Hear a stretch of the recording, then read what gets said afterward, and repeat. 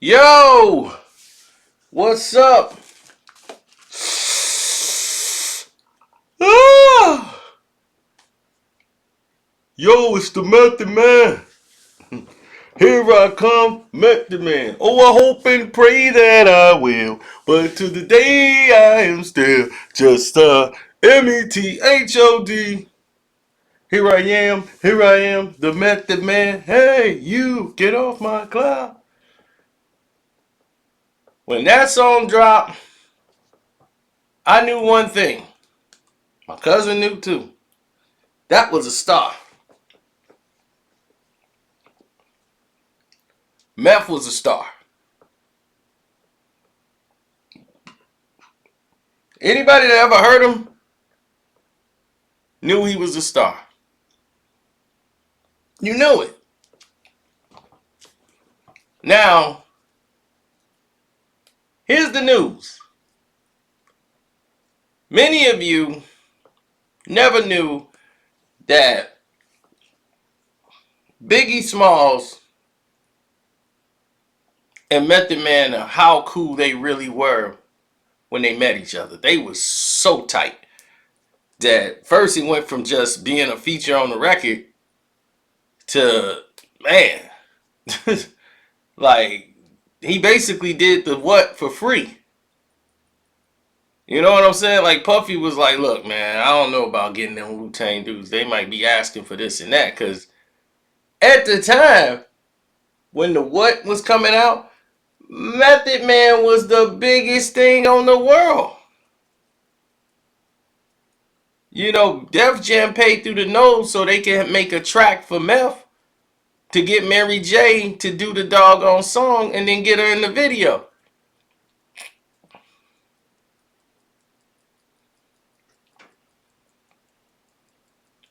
And to top everything off, things got crazy because half of the people ain't feeling Biggie.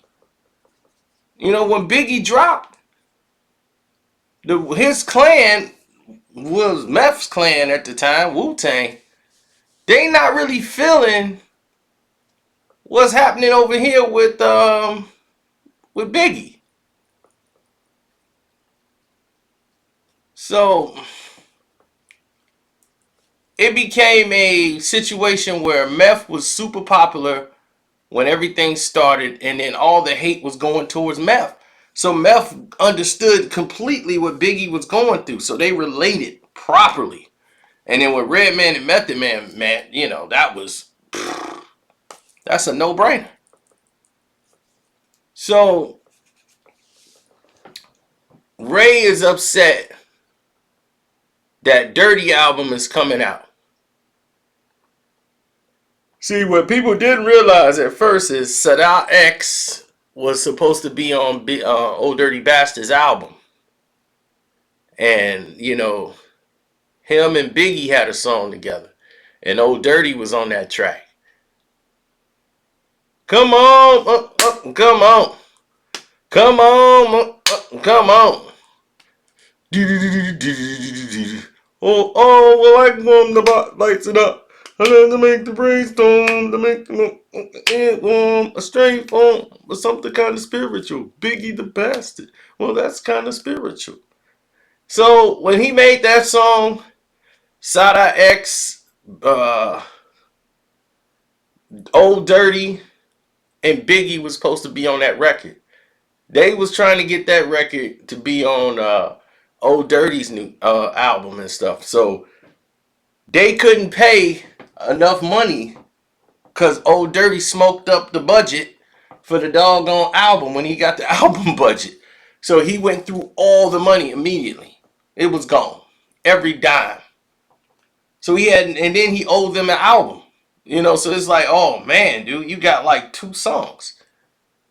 So basically, they had to work on his album for free. You know, it's like, dude, are you kidding? So they get paid in royalties off of that album. Like everybody who was on there from the Wu Tang, that was like the Wu Tang really coming in, the Jizza and the RZA, basically making that album work.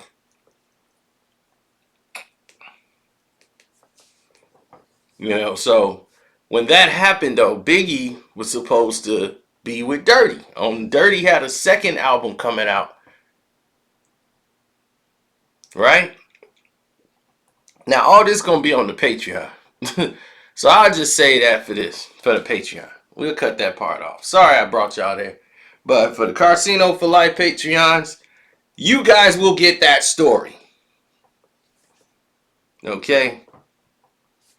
Because it's a lot of stuff I want to be able to say that I can't say it here, but I know I can say it on the Patreon. So, fast forward through that part with Old Dirty. Now we back to Meth. So they're hanging out at Branson's house, right? Remember Branson? Everybody remember Branson. So Branson got plants. He gave Redman a couple plants. He gave Meth some plants, some Biggie some plants or whatever. And Meth is unhappy. You know, him and Ray ain't vibing. Raekwon. So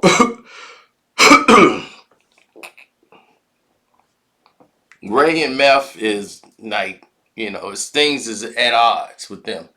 Since, you know, the Cuban Links album dropped, Ray changed. You know, his ego has gone through the roof. And, you know, they are not really vibing on that note. And Meth is a very sensitive dude. And he feels like if he's disrespected, he'll just be off to himself. And just don't want to deal with nobody. And he gonna just attitude, pout for the whole thing, you know, it's done. You know, that part of it is done. Then he was at a point where he was upset with RZA because RZA was mostly siding with them. And he's like, RZA, like, seriously, is this what we're doing? RZA was like, they got a wave right now. The Cuban Links album is right what these young dudes want. They love it because they were, Ray and Ghost for RZA was a gold mine. He made more off them off style than he did from the actual selling of the record. Forget that. They were the ones that really jumped off Wu-Wear. Because they had all the colors. Him, Capadonna, Ray, they all flashy, different color. Clarks. That's marketing. So when you do the ice cream, you see the logo everywhere. So when the Wu-Wear store open up, you thinking about Capadon, Ghost, Ray. They were the guys that was the flashy dressed guys, jeweled up, wearing different type of Clarks and stuff. Meth was the bummy type style. He didn't really, you know, exude that I'm finna sell the merchandise. Even though he was the hottest rapper out of all of them at the time. But now people are kind of forgetting about Meth. You know, he's kind of like, man, Meth should have had an album out by now. Where's his second album? Meth's not happy. He's not happy with Def Jam pressuring him for this album. He don't really want to do an album. He just want to do features. He was getting paid more by doing features. When he did the How High single and all that, he was making more money off that. And he was like, F an album. I can just do features on the Wu Tang albums, on Lay's album, and I ain't got to deal with him. I don't have to tell. I can just get my money. Let me drop my 16 and just be out. Oh, yeah, I can do this. But he owed Def Jam another album. He owed him a few albums. So the deadlines was coming for those albums. And they had to get to work. So at that time, Def Jam was in a transition.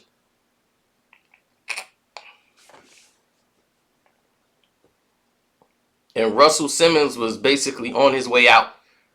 If he wasn't gone already. They did a deal with Polygram.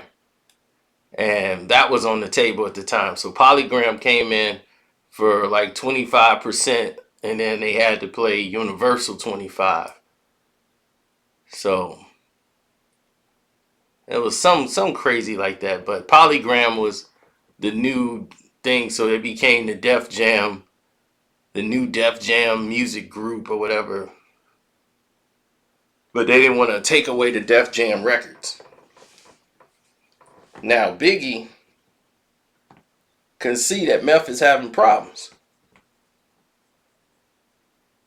and he wanted Meth to be on, his album. But it was just like, man, I can't. I love performing with Meth, but it's his crew, the Wu Tang, and the way RZA was feeling, bitter at all the attention and the success, at everybody else was getting, and the Wu Tang's supposed to be getting this, and so they working on the big Wu Tang second album. But Big was like, man, after that second album drop, you need to leave, bro. You need to be outie. So he was telling him, man, you gotta be out. You need to leave. You and Redman should be a group. You and Red could be a group.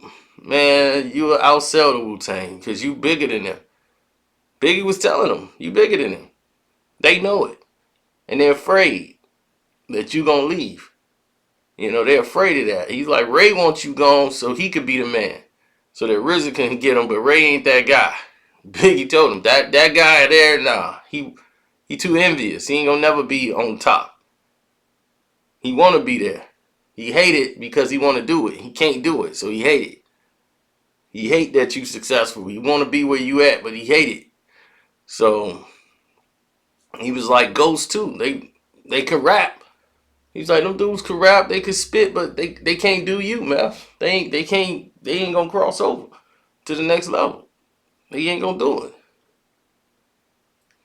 Big was right. Big was right. I mean, as great as they are as MCs, they've done well with a career that I didn't think they would even make it this far. As far as solo artists, for this long to have this type of stature in the game, it was because of the logo, But if this was any other rappers, now they some of the best rappers in the world. Ghostface voice is epic. Bars, everything, epic. Ray, same thing. They have a uniqueness that can't be copied. But so is Red. He was like they adopted Wu-Tang brother. Because he wasn't having too much success because he was in limbo. He was sticking with Eric Sermon, but Eric was basically out the game. He came in with EPMD where they was splitting up. So he was already in, like, man, I'm in it. Now, so I'm rolling with Eric Sermon because Eric is making sure I'm paid, I'm straight. So that whole situation was going left. But Big had the vision. He could see. Redman and Method Man together, that makes sense. That works. When he came out, Red came out his album and they had the song that whatever man. Whatever man. Whatever man. Biggie was playing that and bobbing his head and saying whatever man. Whatever man. He's like, man, y'all should drop an album. Y'all next project should be an album. He told them they should be a group.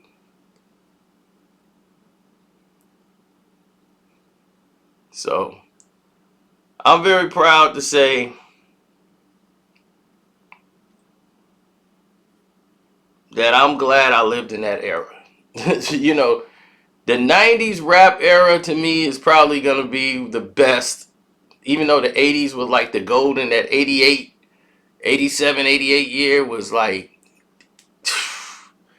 that was like epic for hip hop. The 90s, the early 90s to like 95, 96, it's like when Biggie and Pac left, a lot of it just deflated. And it just went downhill. Downhill.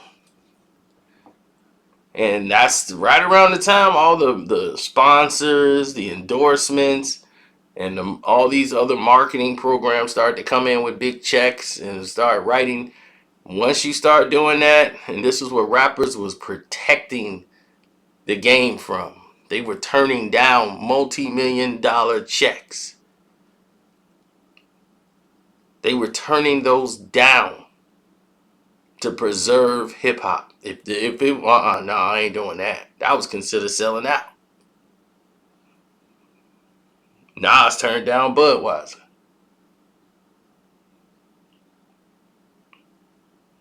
And one person that took it to the limit and started doing everything that was there was 50 Cent. 50 Cent was like, they finna do all that? And yeah, I'll take that money. They finna do that? Yeah, I'll take that money. It became, he made that a cool thing. Because really, there was no real marketing dollars behind hip hop. They didn't even have insurance at their concerts. So if somebody get hurt, it was on them. But if you go to like a white concert and you get stomped out in a mosh pit or something, there's an ambulance there. They got a medical person on staff, to make sure the ambulance comes and take you straight to the hospital quick in case something happens. You don't got that on a hip hop show. Hip hop show, that's it. You get stomped out, you might get an ice pack from the back, or they might give you a can of beer that was been in the ice thing, and they say, put that on your head, walk it off, and go home. Hope you feel better. Sleep it off. You be walking down the street, man, I didn't get to hear the last song.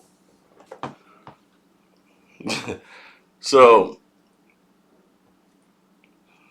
these things happen all the time in hip-hop. This is part of hip-hop history lore. I just feel bad for those who didn't grow up in this era. That's why you don't want to call people dumb. Like, y'all stupid for believing that Little Uzi Wop, but they don't remember this stuff. Like, a lot of them don't remember when it was decent, when it was great. Now it ain't even decent. It's like very elementary.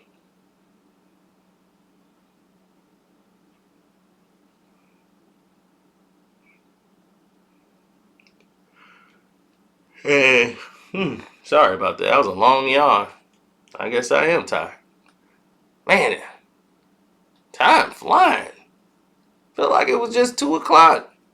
Alright, cool. But anyway, don't forget the Patreon will have the behind the scenes to this. Because there's a lot of missing pieces that was left out. A lot that I really want to talk about. So I'm going to have to do it on the Patreon. So I'm going to do that for all access and VIP, by the way, in case you want to know. And don't forget to hit the like button, subscribe to the page. It's your boy Carcino saying God bless you. I'm out.